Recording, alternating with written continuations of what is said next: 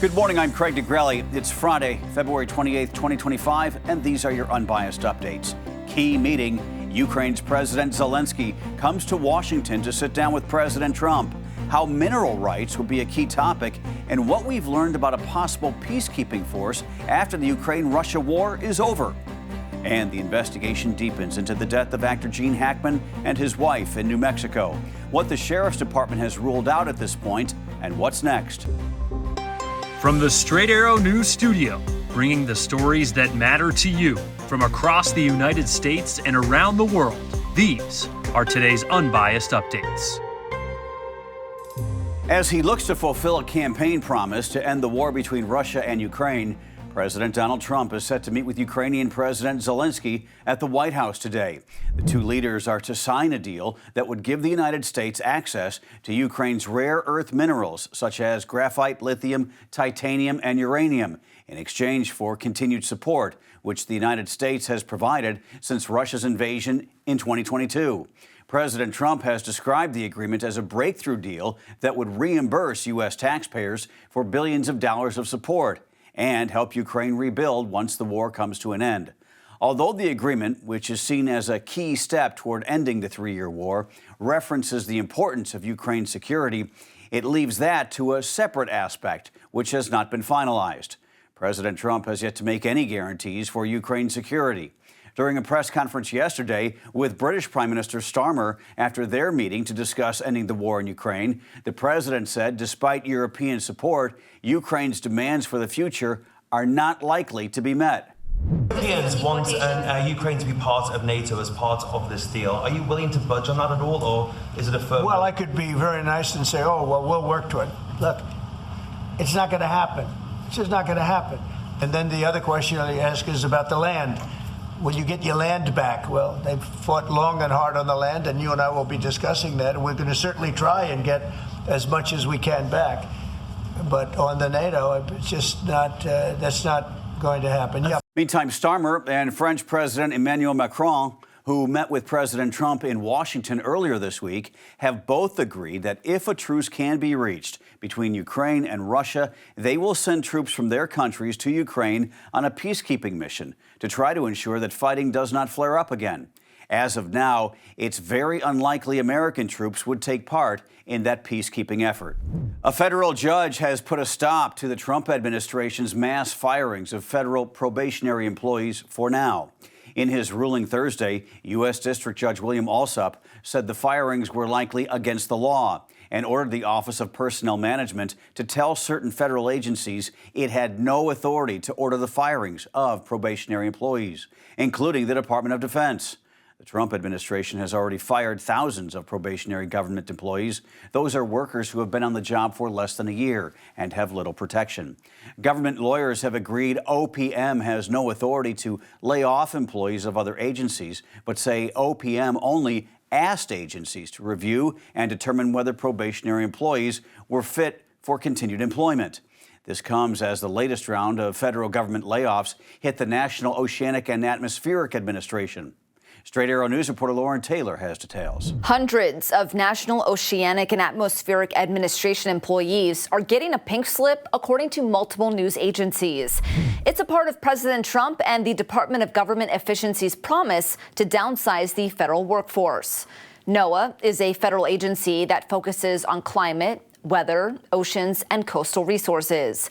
It provides weather warnings and forecasts and observes changes in the atmosphere, ocean, and land, among other responsibilities.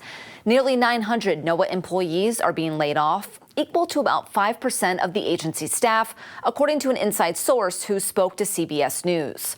One source also said no National Weather Service meteorologists were affected, while another says some were included in the cuts. Someone inside the National Weather Service said probationary employees, those who've been in their roles for a year or less, were let go Thursday. There are between 350 and 375 national weather employees with that status, but it's unclear how many were impacted, CNN reports. Some of those staffers received an email that stated OPM has advised that probationary periods are an essential tool for agencies to assess employee performance and manage staffing levels. In light of that guidance, the agency finds that you are not fit for continued employment because your ability, knowledge, and/or skills do not fit the agency's current needs. Earlier this week, the Trump administration told federal agencies to prepare for large-scale layoffs and restructuring. In a memo, Trump administration officials told department officials to submit plans by March 13th on how to consolidate their agencies. That was Lauren Taylor reporting. The New York Times is reporting several hundred more NOAA staff members are expected to leave today as part of the Trump administration's so-called deferred resignation program.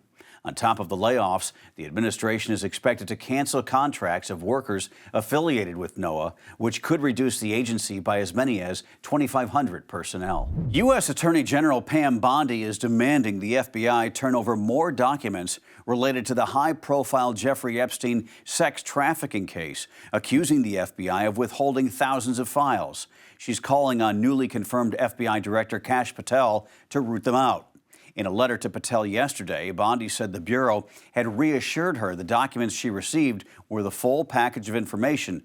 But later, a whistleblower informed her the FBI's New York field office had not handed over a substantial amount of Epstein's information. Now she's demanding the rest by this morning. Bondi had originally promoted a major release of documents this week. But after their release yesterday, the consensus from recipients was disappointment, with those who received the documents saying they did not offer any new information and amounted to Epstein's contact list, but not a client list. Now to the latest on the death of actor Gene Hackman and his wife, Betsy Arakawa, in Santa Fe, New Mexico. The county sheriff says while there are no obvious signs of foul play, nothing has been ruled out, calling their deaths suspicious. Wednesday afternoon, a maintenance man doing pest control discovered the couple dead in their home in a gated community. Deputies arrived and found the 95-year-old actor down near the kitchen in what appeared to be a mudroom. According to a search warrant, a cane and sunglasses were near his body. They discovered his wife's body in a bathroom with a space heater nearby. The warrant indicates there was an open prescription bottle on the counter and pills were scattered everywhere. Based on the same search warrant, deputies believed the couple suddenly fell. There were no signs of forced entry and no indication of a struggle, and the sheriff says nothing appeared to be missing from the home. The Santa Fe Fire Department said it did not find any signs of a carbon monoxide leak. Investigators are now waiting for autopsy results as well as toxicology reports. A grassroots organization is calling for a national boycott in the form of an economic blackout today. The group, the People's Union USA, is urging Americans not to shop for 24 hours in response to the recent rollbacks in diversity, equity, and inclusion initiatives at several major companies. Straight Arrow News business correspondent Simone Del Rosario has more. A grassroots movement is calling on Americans not to spend a single dime on Friday. February 28th, the 24-hour economic blackout. No Amazon, no Walmart, no fast food, no gas, not a single unnecessary dollar spent. But let's be real. They don't need us. They use us. And for one day, we are going to finally turn the tables. John Schwartz is behind the latest economic boycott and founded the People's Union USA. The organization claims to be a movement of people unionizing to take back control of our economy, government, and future of our country. The website says Friday's economic blackout is its first action. As of Thursday morning, Schwartz and the People's Union raised more than $70,000 on a GoFundMe. The People's Union claims the 24-hour boycott will show retailers who really holds the power.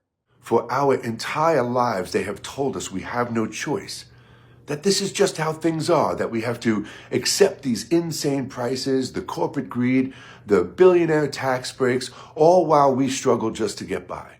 Inflation continues to affect Americans in 2025. Consumer prices are up 3% on the year, while the cost of staples like eggs continue to soar. Wages marginally outpaced prices in 2024, up 3.7% for the year. Meanwhile, shareholders had a great year. The S&P 500 climbed 23%, while the Nasdaq jumped more than 28%. An Economist YouGov poll taken earlier this week found inflation and prices remain the top issue for 23% of respondents, followed by jobs and the economy at 12%. Meanwhile, consumer confidence slumped in February, according to the conference board. The 7-point decline is the largest monthly decline since August 2021 and marks an 8-month low. The People's Union claims disrupting the economy for a single day will send a powerful message. But in the same breath, they say the intended targets won't listen. The website reads, "If they don't listen, they won't. We will make the next blackout longer. We will." The boycott is meant to coincide with protests against President Donald Trump's plans to reduce the government workforce and mass firings at federal agencies. Simone spoke with a marketing professor on the possible impacts of the boycott. You can find her full report on that economic boycott right now at our website, san.com. Finally this morning, Amazon founder Jeff Bezos' space company, Blue Origin, is sending an all-female crew into space for the first time in more than 60 years. Straight Arrow News lifestyle correspondent Kennedy Felton has details on the famous women who will be on board.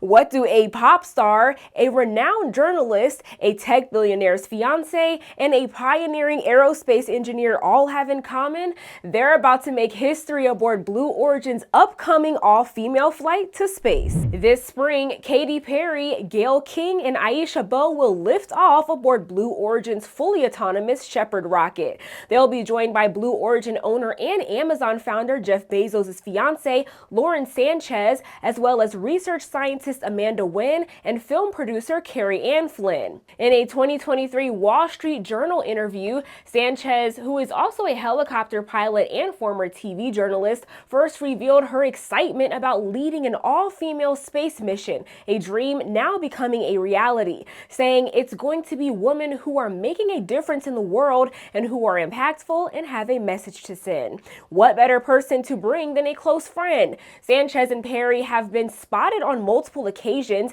including vacations and celebrations. Last year, Bezos and Sanchez even attended Perry's 40th birthday party.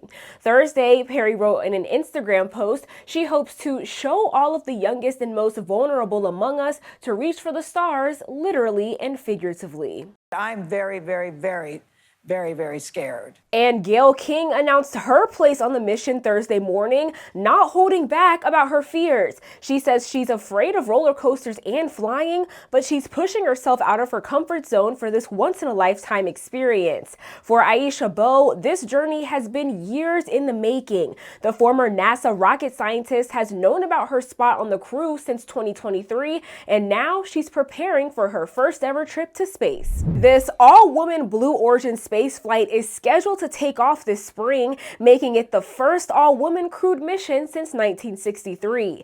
The journey may only last 11 minutes, but the impact they hope to make on future generations is limitless.